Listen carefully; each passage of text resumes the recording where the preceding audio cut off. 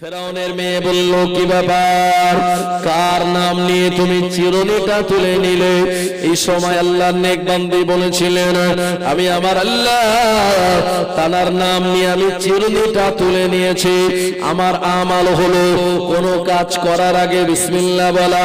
ফেরাউনের মেয়ে রাগান্বিত হয়ে বলল, এ মহিলা, তুমি আমার বাড়ির চাকরিনী, অথচ আমার বাপ সে নিজেই খোদা। ফেরাউন নিজে দাবি করে বলল, আনা রব্বুকুমুল আলা, আমি হলাম সবথেকে বড় খোদা। অথচ আমার আব্বাকে খোদা বলে না মেনে অন্য কোন ব্যক্তিকে তুমি খোদা বলে মানো। এই কথাটা ফেরাউনের কানে যখন তুলে দিল, ফেরাউন ওই মেয়েটাকে ডাক নিয়ে বলল, এ মহিলা, তোমার ব্যাপারে অভিযোগ জমা পড়েছে, এখন তুমি বলো আমাকে খোদা বলে তুমি কি মানো না? বলল, নেভার, কখনো না। আমি মানি সেই আল্লাহ যিনি আসমান বানিয়েছেন, জমিন বানিয়েছেন। তুমি ফেরাউন, তোমাকে বানিয়েছে, আমাকে বানিয়েছে, সেই আল্লাহকে আমি মানি। ফেরাউন বলল, তুমি জানো এর পরিণাম কত ভয়াবহ? বলল, পরিণাম যত ভয়াবহ হোক না কেন, আমি আর সেই আল্লাহকে মানি। আমি আল্লাহ ছাড়া অন্য কাউকে খোদা বলে মানতে পারবো না। জোরে বলুন। ওই মহিলার 4টে ছেলে ছিল। বলে, মহিলা এই তার বড় ছেলেটাকে জাল্লাদকে বলল, নিয়ে আসো। নিজের মায়ের সামনে বড় ছেলেটাকে জবাই করে দিল ফেরাউনের জাল্লাদ। এরপরে ফেরাউন বলছে, যদি আমায় খোদা বলে না মানো, তোমার মেজো ছেলেটাকে এই অবস্থা করা হবে। মা বললেন, যে বেটা আল্লাহ দিয়েছে, আমার ওই বেটা আল্লাহর জন্য কোরবান হয়।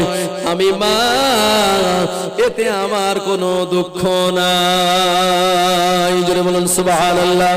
মেজো ছেলেটাকে আনলো ফেরাউনের জাল্লাদ, মায়ের সামনে তাকে যাবে করে দিল। মা ঈমান পরিত্যাগ করলো না, সেজো ছেলেটাকে আনলো, মায়ের সামনে কোরবানি দিয়ে দিল। মা নিজের ঈমান হারালো না। ওই মায়ের কোলে একটা মাসুম বাচ্চা ছিল, দুধের বাচ্চা ছিল। ফেরাউন বলল, আমাকে আল্লাহ বলে না মানলে তোমার এই দুধের বাচ্চাটাকে আমি রেহাই দেব না। মা বলল, এক এক করে আমার 3টে বেটা চলে গেল, আমার ছোট বেটা চলে যাবে, তবে আমি আমার ঈমান ছাড়ব না। ও জানেরা, যুবকেরা, মায়ের কোল থেকে বাচ্চাটা ছিনিয়ে নেওয়া হয়, মায়ের কোল থেকে বাচ্চাটাকে ছিনিয়ে নেওয়ার চেষ্টা হয়। এই বাচ্চাটা কাঁদে, মা কাঁদে। এমত অবস্থায় একটা কড়াইতে তেল গরম করা হলো। ওই মহিলাকে ফেরাউন ভয় দেখিয়ে বলল, যদি আমায় খোদা বলে না মানো, তোমার কোলের দুধের বাচ্চাকে এই গরম কড়াই তেলের ভিতরে দিয়ে দেওয়া হবে। মা বললেন, না না না, আমি আমার আল্লাহর ওয়াহদানিয়াতের উপরে বিশ্বাস করি। ওই মহিলার দুধের বাচ্চাটাকে গরম তেলের কড়াইয়ের ভিতরে দিয়ে দেওয়া হলো। আহারে মাসুম বাচ্চা সঙ্গে সঙ্গে চিৎকার দিয়ে মারা গেল। এমন সময় ফেরাউন বলল, এখনো যদি আমায় খোদা বলে না মানো, আমি তোমায়ও বাঁচাবো না। মা বলল, আমার নিজের চোখের সামনে আমার 4টে বেটা চলে গেল, আমি ঈমান ছাড়ি নাই, আমার জীবনের লাপারোয়া, আমি ঈমান নিয়ে আল্লাহর দরবারে হাজিরা দিতে চাই। ফেরাউন ওই মহিলাটাকে ধরে নিয়ে জাল্লাদকে দিয়ে কতল করে দিল। আমার আল্লাহ তার ঈমানের উপরে এতটা রাজি আর খুশি হয়েছিল, ফেরাউনের বাড়ির ওই চাকরিনী মহিলাকে যে জায়গায় কবরস্থ করা হয়েছে, আমার আল্লাহ ওই জায়গার মাটি থেকে কিয়ামত পর্যন্ত সুগন্ধি ছড়িয়ে দেবে। আল্লাহর হাবিব মেরাজে যাওয়ার সময় ওই মহিলার কবরের মাটির সুঘ্রাণ পেলেন। জিবরাইল, এটা সেই মহিলা তো? জি ইয়া রাসূলুল্লাহ, সেই মহিলার মাটির কবরের সুঘ্রাণ। আল্লাহর হাবিব চলে গেলেন বাইতুল মুকাদ্দাসে। ওখানে বোরাকটাকে একটা কড়াইতে বাঁধা হলো। বাইতুল মুকাদ্দাসে রাতের বেলা যিনি দরওয়াজা বন্ধ করেন, ওই 27শে রজবের রাতে সব দরওয়াজা বন্ধ করতে পারলেও একটা দরওয়াজা বন্ধ করা সম্ভব হয়নি। ওই দারোয়ান বলছে যে আমি অনেক চেষ্টা করেছি, মনে হচ্ছে যেন দেওয়ালের সঙ্গে আটকে গেছে, আমি বন্ধ করতে পারিনি। জিবরাইল আলাইহিস সালাম বললেন, হুজুর, এই বাইতুল মুকাদ্দাস সুলাইমান নবী জিনেদের দিয়ে বানিয়েছিল, আপনি প্রবেশ করুন, 2 রাকাত নামাজ আদায় করুন। আল্লাহ নবী বাইতুল মুকাদ্দাসে প্রবেশ করলেন, 2 রাকাত নামাজের নিয়াত করলেন। কোন মুসান্নিফ বলেছেন নামাজের নিয়াত করেছিলেন সালাতুস সফর বলে, আবার কোন মুসান্নিফ বলেছেন না না না, আল্লাহ নবী দুখুলুল মসজিদের নামাজ আদায় করেছিলেন। 2 রাকাত নামাজ যখন হয়ে গেল, আল্লাহ নবীর সামনে জিবরাইল আলাইহিস সালাম 4টে পাত্র ধরলেন, 4টে গ্লাস ধরলেন। একটা গ্লাসে পানি, আর একটা গ্লাসে দুধ, আর একটা গ্লাসে মধু, আর একটা গ্লাসে ফলের রস। আল্লাহ নবীকে বলা হলো ইয়া রাসূলুল্লাহ হাবিবাল্লাহ, হুজুর এই 4 গ্লাসের ভিতর থেকে যে গ্লাস আপনার কাছে পছন্দ হয় ওই গ্লাসের পানিটা আপনি পান করুন, ওই গ্লাসটা আপনি পান করে নিন। আল্লাহ নবী পানি পান করলেন না, মধু খেলেন না, ফলের রস নিলেন না। আল্লাহ নবী ওই দুধের গ্লাসটা তিনি তুলে নিয়ে আল্লাহর নাম নিয়ে যখন খেয়ে শেষ করলেন, জিবরাইল আলাইহিস সালাম বলেন হুজুর এই 4 গ্লাসের ভিতর থেকে আপনি সব থেকে উত্তম গ্লাসটা পছন্দ করে নিয়েছেন। এই দুধের ভিতরে প্রোটিন আছে না নাই? শাশুড়ি মা নতুন জামাইকে দুধ খাওয়ায়, ইলেকট্রিক শর্ট কাউকে লাগলে ডাক্তার ঘন ঘন দুধ খেতে বলে, ক্যালসিয়ামের ঘাটতি হলে দুধ খেতে বলে। ভাই আমার, দুধ হলো সুষম একটা প্রোটিন যেটা আপনার আমার শরীরটাকে মজবুত রাখে। এই দুধটা পান করলেন আল্লাহর হাবিব। এরপরে নবীকে নিয়ে জিবরাইল আলাইহিস সালাম তানাকে নিয়ে মেরাজের দিকে ধাবিত হলেন। একদম প্রথম আসমান, এই প্রথম আসমানটাকে আল্লাহ বানিয়েছেন ধোঁয়া দিয়ে, দুখান, এই ধোঁয়া দিয়ে আল্লাহ প্রথম আসমানটা বানিয়েছেন। এই প্রথম আসমানের কাছে গিয়ে জিবরাইল আলাইহিস সালাম তিনি যখন সালাম দিলেন এবং দরওয়াজা খোলার জন্য বললেন, তখন ওপার থেকে বলা হলো কে? উনি বললেন আনা জিবরাইল আলাইহিস সালাম। বলছে আপনার সঙ্গে কে আছে? বলল মুহাম্মদ ইবনে আব্দুল্লাহ। বলল তানাকে কি আমন্ত্রণ জানানো হয়েছে? বলল হ্যাঁ। সঙ্গে সঙ্গে আসমানের দরওয়াজা খুলে গেল, প্রথম আসমানের দরওয়াজা খুলে গেল। আল্লাহর নবী তিনি জিবরাইল আলাইহিস সালামের সঙ্গে প্রথম আসমানে প্রবেশ করলেন। এই জায়গায় যাওয়ার পর যে নবীর সঙ্গে দেখা হয়ে গেল, এই নবীকে আমার আল্লাহ তানার হাতের 7 হাত লম্বা বানিয়েছিলেন। যে নবীকে আল্লাহ 1000 বছর লম্বা হায়াত দিয়েছিলেন, যে নবী যখন ইন্তেকাল করেছিলেন ওই নবীর সন্তানাদিরা টোটালে ছিল 40,000। এই নবীর নাম আপনাদের সবার জানা, নবী আদম আলাইহিস সালাম। আল্লাহ নবীকে দেখে আহলান সাহলান মোবারকবাদ জানালেন। আল্লাহ নবী দেখলেন আদম আলাইহিস সালামের ডান দিকে যখন তাকান তিনি তখন হাসেন, বাম দিকে তাকালে কাঁদে। আল্লাহ নবী বললেন আখি জিবরাইল, আদম নবী ডান দিকে তাকিয়ে হাসে কেন? ইয়া রাসূলুল্লাহ হাবিবাল্লাহ, আদম নবীর ডান দিকে যারা রয়েছে এরা হলো জান্নাতি সন্তানাদি, বাম দিকে যারা রয়েছে এরা জাহান্নামী সন্তানাদি। জান্নাতীদের দিকে তাকিয়ে আদম নবী হাসেন আর জাহান্নামীদের দিকে আদম নবী কাঁদেন। আল্লাহর নবী এখান থেকে বিদায় নিয়ে দ্বিতীয় আসমানে চলে গেলেন। এই জায়গায় যাওয়ার পর আল্লাহর ফেরেশতা জিবরাইল আলাইহিস সালাম দ্বিতীয় আসমানে নিয়ে পৌঁছালেন। এই জায়গায় যাওয়ার পর যে নবীর সঙ্গে দেখা হয়ে গেল, এই নবীর নাম হলো নবী জাকারিয়া আলাইহিস সালাম, যিনি বাইতুল মুকাদ্দাসের ইমাম ছিলেন। এমন করে মরিয়ম আলাইহিস সালামের আপন খালুজি ছিলেন। এই জাকারিয়া আলাইহিস সালামকে ইহুদিরা চক্রান্ত করে তার গোটা বডিটা দ্বিখণ্ডিত করে দিয়েছিল। মরিয়ম আলাইহিস সালাম যখন গর্ভবতী হলেন, কুমারী মরিয়ম, তার পেটে যখন সন্তান, ইহুদিরা মরিয়ম আলাইহিস সালামকে চাপ দিয়ে বলল, এ মরিয়ম একবার তুমি বলো এমন অপকর্মের পিছনে কোন লোকটা দায়ী? মরিয়ম আলাইহিস সালাম বললেন না না না, এর জন্য কেউ দায়ী নয়, আমার আল্লাহ চেয়েছেন তাই এটা সম্ভব হয়েছে। ওরা মরিয়ম আলাইহিস সালামের কথা মানলো না। ওরা সময় নবী জাকারিয়া আলাইহিস সালামকে তারা দোষ দিয়ে দিল। জাকারিয়া নবীকে অপরাধী সাজিয়ে জাকারিয়া নবীকে মারার জন্য তারা চক্রান্ত করলো। নবী জাকারিয়া আলাইহিস সালাম বললেন, তোমরা আমার এগেইনস্টে যেটা বলো এটা তোমাদের মন গড়া অনুমান করা। না না না, আমি জাকারিয়া এ ব্যাপারে আল্লাহ মায়ে পবিত্র রেখেছে। জাকারিয়া নবী বললেন, মরিয়ম আমি তার আপন খালুজি। দ্বিতীয় নম্বরে আমি হলাম বাইতুল মুকাদ্দাসের ইমাম। তৃতীয় নম্বরে আমি হলাম আল্লাহর একজন নবী। আর চতুর্থ নম্বরে আমার এখন বুড়ো বয়স। এই বৃদ্ধ বয়সে তোমরা আমার উপর এমন অপবাদ এমন তহমত লাগালে। ওরা ইহুদি, এরা দুর্ধর্ষ এক জাতি। ইহুদি এরা হলো দুর্ধর্ষ এক জাতি। আল্লাহর নবী এদের এগেইনস্টে বরদোয়া করেছিল। কারণ একজন ইহুদি তার বাড়িতে আল্লাহর নবী ওই কুয়ার কাছে গিয়ে বালতি রশিতে পানি তুলবেন, তার বিনিময়ে ইহুদি কিছু টাকা দেবে। আল্লাহর হাবিব পানি তুলতে তুলতে রশিটা কেটে বালতিটা কুয়ার মধ্যে পড়ে গেল। এ বদবাখ ইহুদি সেদিন এই দৃশ্য দেখে আল্লাহর হাবিবের নূরানি চেহারা মোবারকে এক চড় মেরে দিয়েছিল। জোরে বলুন নাউজুবিল্লাহ, জোরে বলেন নাউজুবিল্লাহ। ভাই আবু জেহেল এত বড় নবীর শত্রু হয়েও নবীর জন্য গর্ত খুঁড়েছিল ফেলে মেরে দেওয়ার জন্য, কিন্তু নবীকে কোনোদিন চড় মারেনি আবু জেহেল। অথচ ইহুদি সে চড় মেরে দিয়েছে আল্লাহর হাবিবের নূরানি চেহারা মোবারকে। আল্লাহর হাবিব পাল্টা ঘুরিয়ে আরেকটা মারতে পারতেন, তো নবী সবর করলেন, ধৈর্য ধারণ করলেন, আল্লাহর উপরে তিনি বিচার দিলেন। আমার আল্লাহ রাব্বুল আলামিন সহ্য করলেন না। সঙ্গে সঙ্গে ইহুদির হাতের উপরে প্রচন্ড যন্ত্রণা, পেন শুরু হয়ে গেল। ইহুদি প্রচন্ড যন্ত্রণায় কাতরাতে লাগলো। আর হাতের কবজি পর্যন্ত কেটে বাদ দিয়ে দিয়েছে। ভাই আমার, এরপরে ইহুদি আর যন্ত্রণা সে ভাবলো হয়তো কমে যাবে, কিন্তু যন্ত্রণা যা হচ্ছিল আরো 10 গুণ বেড়ে গেল।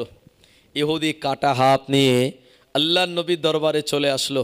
এসে বলছে, ও মুহাম্মদ ইবনে আব্দুল্লাহ, কাঁদতে কাঁদতে এসে বলছে, হুজুর আপনি আমায় মাফ করুন, আপনি আমায় মাফ করুন, আপনি আমায় ক্ষমা করুন। আল্লাহর হাবিব বললেন, কি হলো? ইহুদি বলছে, হুজুর আপনাকে চড় মারার পর আমার হাতে এত পেন এত যন্ত্রণা শুরু হয়েছে, আমি ঘুমাতে পারি না, দাঁড়াতে পারি না, বসতে পারি না, শুতে পারি না, আমার দুর্বিষহ জীবন হয়ে উঠেছে, তাই এসেছি আপনি আমায় ক্ষমা করে দিন। মায়ার নবী, দয়ার নবী আমার সঙ্গে সঙ্গে ইহুদির এই কাটা হাতটাকে নিয়ে তিনি টানা নূরানি হস্ত মোবারক বলিয়ে দিলেন। ও মুসলমান আমার, ইহুদির কাটা হাত নিয়ে আমার নবী হাত বলিয়ে দেওয়ার সঙ্গে সঙ্গে আমার আল্লাহ ইহুদির কাটা হাতটা জোড়া লাগিয়ে দিল।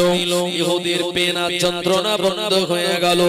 ইহুদি আর স্বীকার করে বলল, হুজুর আপনার চড় মারাটা আমার বিরাট ভুল হয়ে গিয়েছে, হুজুর আপনি আমায় মাফ করে দিন, আমি ঈমানের কালেমা পড়ে মুসলমান হতে চাই। ও জওয়ানেরা, যুবকেরা, এই ইহুদিটা আল্লাহর নবীকে নবী বলে মেনে নিয়ে ঈমানের কালেমা পড়ে মুসলমান হয়ে গিয়েছিল। আরো জোরে বলুন সুবহানাল্লাহ। জওয়ানেরা, যুবকেরা, এই ইহুদি এরা জাকারিয়া নবীকে দোষ দিল, জাকারিয়া নবীকে মারার জন্য ওরা তাড়া দিল। আল্লাহর নবী জাকারিয়া আলাইহিস সালাম বৃদ্ধ বয়সে দৌড়াতে লাগলেন, ওদের সঙ্গে পেরে উঠলেন না। সামনে একটা বিরাট বড় গাছ দেখতে পেলেন, ওই গাছটাকে লক্ষ্য করে বলেছিলেন, এ গাছ একটুখানি তুই আমায় আশ্রয় দে। বলার সঙ্গে সঙ্গে আল্লাহ তাআলার কুদরতি ক্ষমতায় এই বিরাট বড় গাছটা দুভাগে ভাগ হয়ে গেল। নবী জাকারিয়া আলাইহিস সালাম ওই গাছের ভিতরে প্রবেশ করলেন। গাছ আগের মতো আবার জোড়া লেগে গেল। ইহুদিরা যখন জাকারিয়া নবীকে খুঁজে খুঁজে পায় না, শয়তান জাকারিয়া নবীর পিছনে পিছনে দৌড়াচ্ছিল। জাকারিয়া নবী গাছের ভিতরে যখন প্রবেশ প্রবেশ করেছে। এ সময় শয়তান জাকারিয়া নবীর গায়ের জুব্বা এটা পিছন দিক দিয়ে টেনে ধরেছিল, যেটা গাছের বাইরে বেরিয়েছিল। ইহুদিরা যখন খুঁজে খুঁজে পায় না জাকারিয়া আলাইহিস সালামের ব্যাপারে সন্তান, শয়তান ইহুদিদের দিয়ে বলল, এই ইহুদিরা তোমাদের হাত থেকে বাঁচার জন্য নবী জাকারিয়া এই গাছের ভিতরে প্রবেশ করেছে।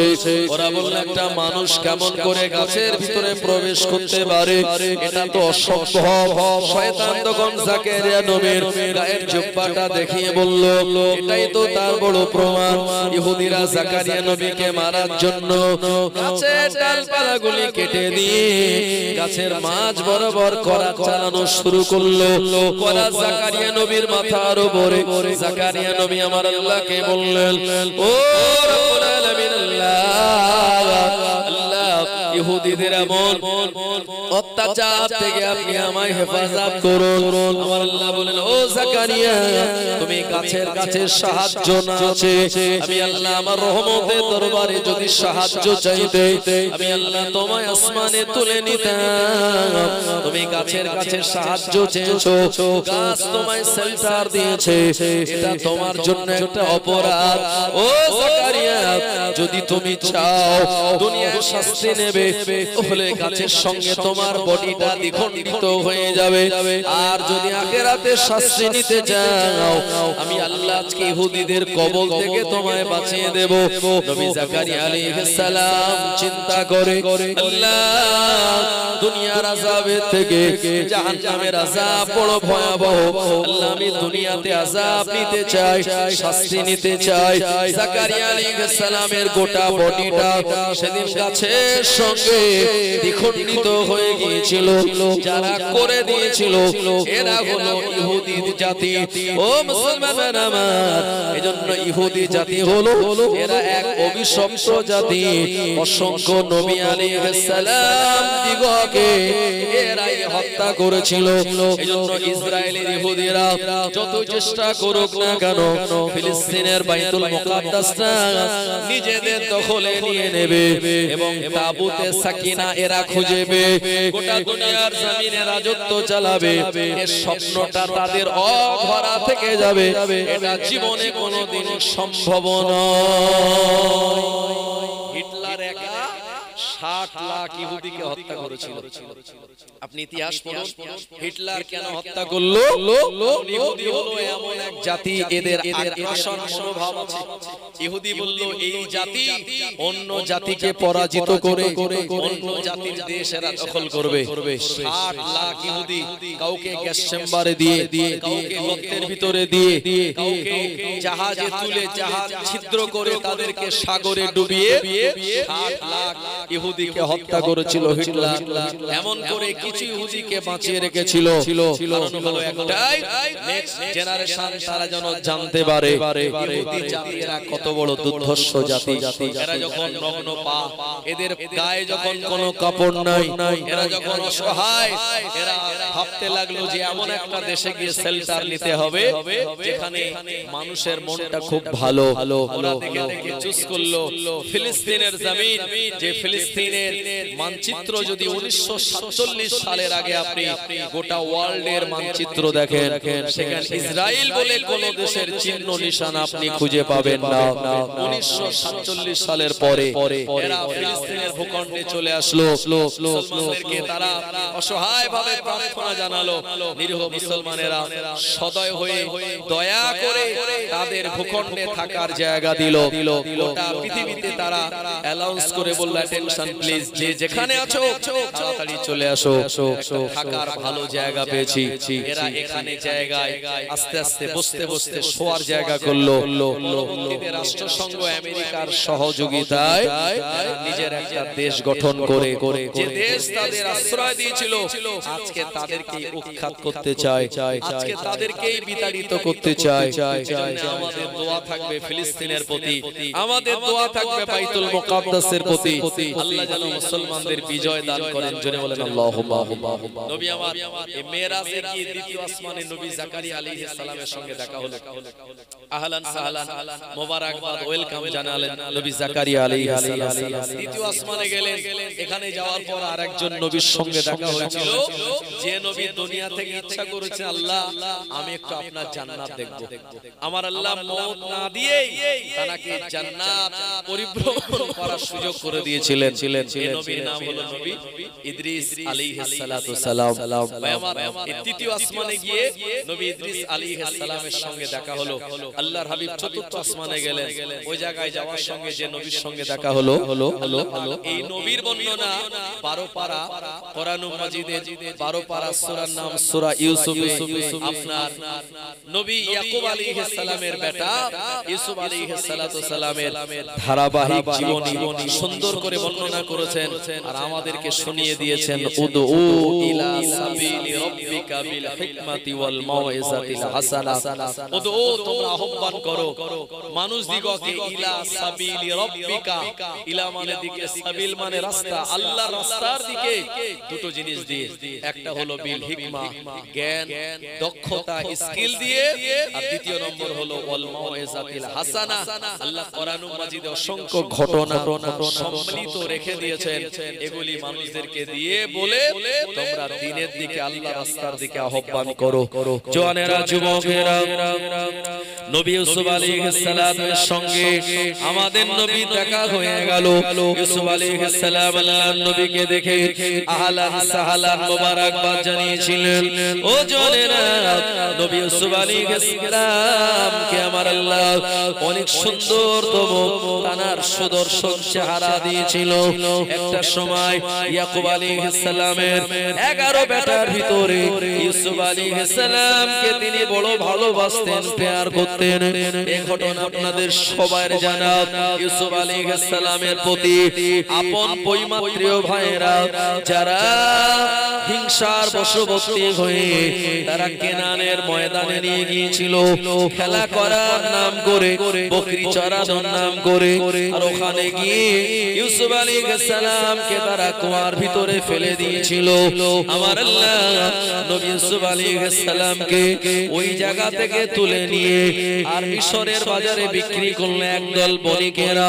সেখান থেকে নবী ইউসুফ আলাইহিস সালাম চলে গেলেন মিশরের অর্থমন্ত্রী তানার ঘরে, আর জুলেখার তত্ত্বাবধানে তিনি লালিত পালিত হলেন। একটা সময় নবী ইউসুফ আলাইহিস সালামের রূপ দেখে যে জুলেখা নিজেকে ইউসুফ আলাইহিস সালামকে ছেলের মতো লালন পালন করলেন। ইউসুফ নবী যুবক বয়সে যখন পৌঁছালেন, ওই জুলেখা নবী ইউসুফকে প্রেমের সম্বোধন করেছিল না করেনি? আপনারা জানেন রাত 12টার সময় ওই ইউসুফ আলাইহিস সালামকে ডেকেছিল কে? জুলেখা তার একজন বডিগার্ড যার নাম হলো কালিমা মাতাকে দিয়ে বলে ইউসুফকে ডেকে আনো। আসলে ইউসুফ নবী তো প্রেম করে দিয়েছেন আল্লাহর সঙ্গে, তার ভালোবাসা মহব্বত আল্লাহর সঙ্গে, এই দিলে আর অন্য কোনো কারোর স্থান নাই। অথচ জুলেখা তার প্রতি আসক্ত। এ সময় ইউসুফ আলাইহিস সালাম বলছেন আল্লাহ আপনি আমায় হেফাজত করুন। এখন রাতের বেলা ডেকেছে, বলল আগামী কাল সকালে যাব। বলল হবে না, এখনই ভাই অর্ডার, এখনই যাওয়া লাগবে। ইউসুফ আলাইহিস সালাম গেলেন আর এক একটা দরওয়াজায় তালা লাগিয়ে দিল। জুলেখা যে ঘরে থাকতেন বাবু, এই ঘরে 7টা তালা লাগানো দরওয়াজা ছিল, পাঁচিল ছিল, তার ভিতরে জুলেখা ইউসুফ আলাইহিস সালামকে ওই ঘরে রেখে কালিমা অন্য রাস্তা দিয়ে বেরিয়ে গেল। সময় ইউসুফ আলাইহিস সালামকে জুলেখা সুন্দর সাজে সুসজ্জিত হয়ে তার দিকে আকর্ষণ করে বলে ইউসুফ আজকে আর পালিয়ে যাওয়ার কোনো জায়গা নাই, আজকে আমি তোমায় আহ্বান করি, তুমি আমার এই প্রেমে সাড়া দাও। ইউসুফ আলাইহিস সালাম মনে মনে বলছেন আল্লাহ আপনি আমায় হেফাজত করুন। সঙ্গে সঙ্গে জিবরাইল আলাইহিস সালাম অবতরণ করলেন। জিবরাইল বললেন ইউসুফ চিন্তার কোনো কারণ নাই, যে দরওয়াজায় তালা লাগানো ওই দিকেই তুমি দৌড়াও। ইউসুফ আলাইহিস সালাম চিন্তা করে দরওয়াজায় তালা লাগানো, ওদিকে দৌড়ালে কতটুকু লাভ হবে। তবে আল্লাহ যখন বলেছেন ফেরেশতার দ্বারা নিশ্চিত আমি সফলতা পেয়ে যাব। ভাই আজকে মোবাইলে দেখবেন ফেস লক উঠেছে, আপনার মুখ দিয়ে ক্যামেরায় লক করে দেবেন, আপনার মুখ না দেখালে মোবাইল অন হবে। কথা ঠিক কি না? জওয়ানেরা, যুবকেরা, ইউসুফ আলাইহিস সালাম তিনি যখন প্রথম দরওয়াজার দিকে দৌড়ালেন, এই দরওয়াজার কাছে যাওয়ার সঙ্গে সঙ্গে এক নম্বর দরওয়াজা খুলে গেল। সুলেখা অবাক হয়ে গেল, তালা কি তাহলে কালিমা মা দেয় না? এরপরে দ্বিতীয় দরওয়াজার সামনে গেলেন, ইউসুফ আলাইহিস সালামের চেহারা দেখে দরওয়াজা আল্লাহর অপার কুদরতি ক্ষমতায় খুলে গেল। তৃতীয় দরওয়াজা খুলে গেল, চতুর্থ, পঞ্চম, ষষ্ঠ দরওয়াজা খুলে গেল। ইউসুফ নবীকে ধরার জন্য সুলেখা সেও দৌড় লাগিয়েছে। সপ্তম দরওয়াজার কাছে গিয়ে যখন ইউসুফ আলাইহিস সালাম দাঁড়ালেন, দেখা গেল দরওয়াজার ওপার দিয়ে সুলেখার স্বামী হাসবল লাগিয়ে দিয়েছিল। ইউসুফ আলাইহিস সালাম দরওয়াজায় ধাক্কা দেয়, কিন্তু দরওয়াজা খুলে না।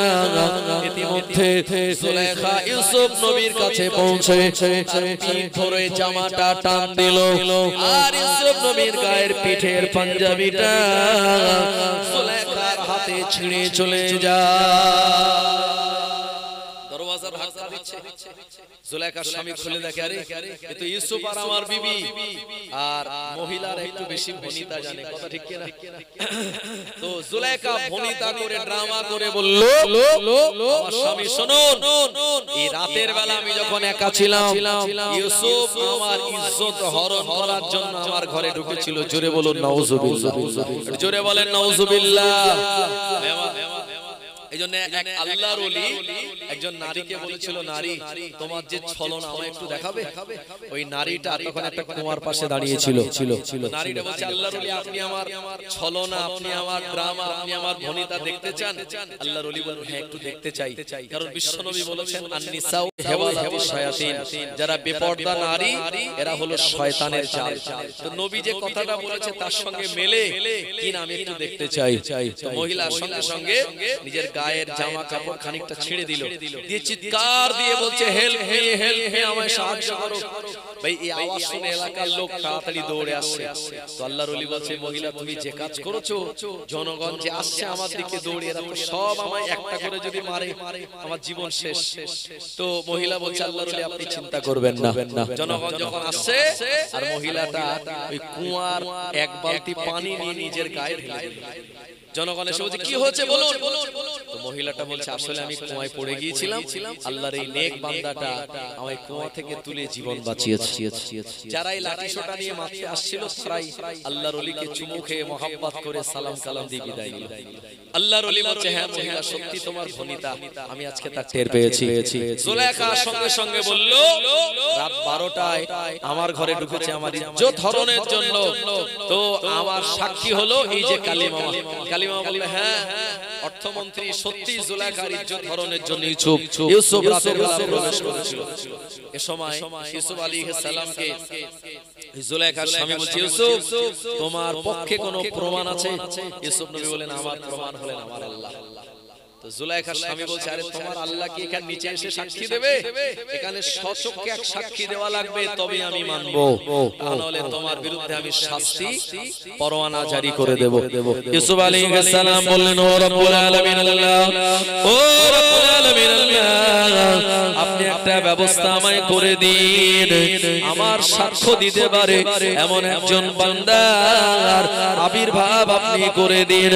আমার আল্লাহ বলেন, জিবরাইল চলে যাও, আমার নবী ইউসুফ বিপদে, ইউসুফের কানে কানে গিয়ে বলে দাও, আমার ইউসুফের সাক্ষী হলো ওই জুলেখার একটা খালাতো বোন আছে, ওই খালাতো বোনের একটা 3 মাসের বাচ্চা রয়েছে, যে বাচ্চাটা দুধের বাচ্চা, যার নাম হলো কিসেন। আমার ইউসুফের সাক্ষী হলো ওই 3 মাসের দুধের বাচ্চা কিসেন।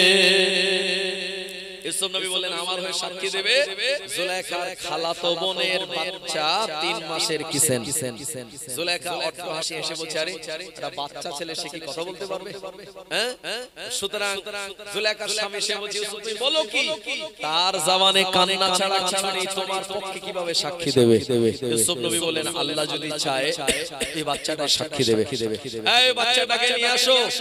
জুলাইখার স্বামী অর্ডারে বাচ্চাটাকে আনা হলো। ইউসুফ নবী বাচ্চাটা মাথায় হাত বুলিয়ে বললেন এ বেটা আল্লাহ তোমায় যা কালাম শিখিয়েছে তুমি তা বলে দাও। এ কিসেন বাচ্চাটা বলে দিয়েছিল। এ কিসেন নামক এই বাচ্চাটা 3 মাসের বেটা বলে দিয়েছিল। ইউসুফ নবীর গায়ের পাঞ্জাবিটা সামনের দিকে যদি ছেঁড়া হয় তাহলে ইউসুফ নবী দোষী, আর গায়ের পাঞ্জাবিটা যদি পিছন দিকে ছেঁড়া হয় তাহলে জুলাইখা দোষী। সঙ্গে সঙ্গে দেখা গেল আসলে পাঞ্জাবি তো পিছন দিকে ছেঁড়া, প্রমাণ হয়ে গেল জুলাইখা দোষী। ইউসুফ আলাইহিস সালামকে পরবর্তীতে প্রতিশোধ নেওয়ার জন্য জুলাইখা এই অপমানের শাস্তি, অপমানের বদলা নেওয়ার জন্য ইউসুফ নবীকে বিনা অপরাধে তাকে কারাগারের ভিতরে দিয়ে দিয়েছিল। ভাই আমার 12টা বছর কারাগারে ছিলেন ইউসুফ আলাইহিস সালাম। মিশরের বাদশা স্বপ্ন দেখলো 7টা মোটা তাজা গাভী গরুকে আর দুর্বল 7টা গরু খেয়ে নিচ্ছে। এই স্বপ্নের তাবির কে করবে? যত প্রজা যত মন্ত্রী বলল এটা স্বাভাবিক প্রশ্ন, এটা স্বাভাবিক একটা স্বপ্ন, এটা কোনো ব্যাপার নয়। বাদশা বললেন না, এর পিছনে কোনো তাবির রয়েছে। তাবির কে করে দিতে পারবে? একজন পানিবাহক, আরবিতে যাকে সাকিউন বলা হয়, একজন সাকি পানিবাহক বলল একজন জেলে মানুষ আছে, নাম হলো তার ইউসুফ, তার কাছে স্বপ্নের কথাটা নিয়ে গেলে সে তাবির হবে। জেলের ভিতরে ইউসুফ নবীর কাছে গিয়ে যখন পানিবাহক এই মিশরের বাদশার স্বপ্নের কথাটা বলল যে 7টা দুর্বল গরু 7টা মোটা তাজা গরুকে গিলে খেয়ে নিচ্ছে, এই স্বপ্নের তাবির কি?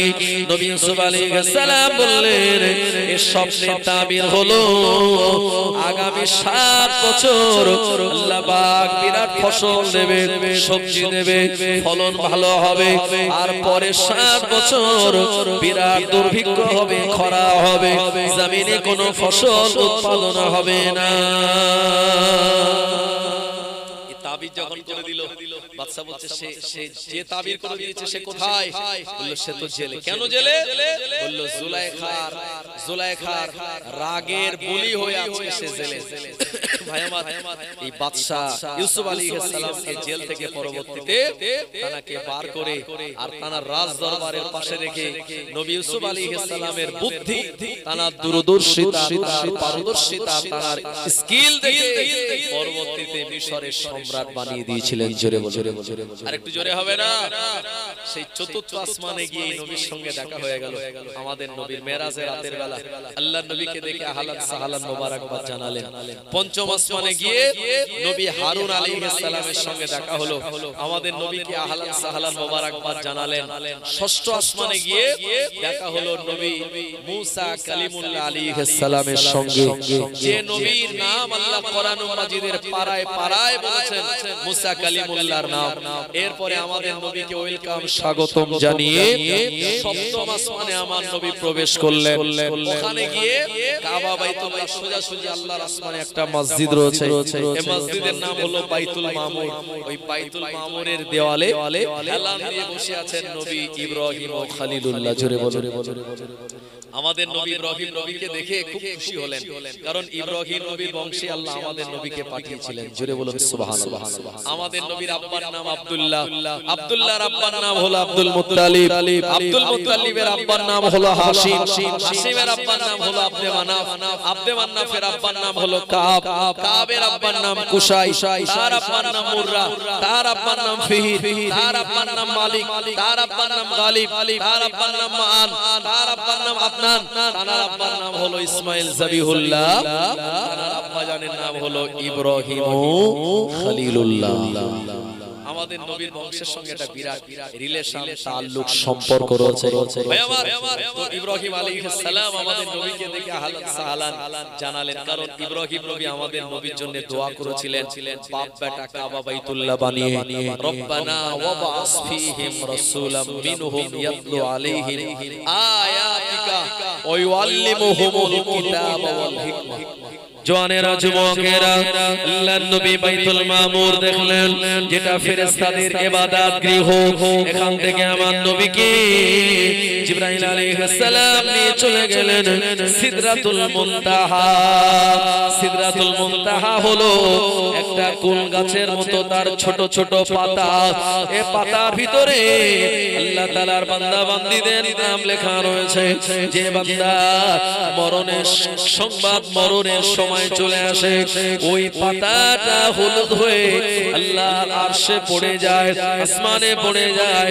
আর মালাকুল মউত আজরাইল আলাইহিস সালাম তার নাম বরাবর দুনিয়া জমিনে এসে তার জানটা কাবজ করে নেন।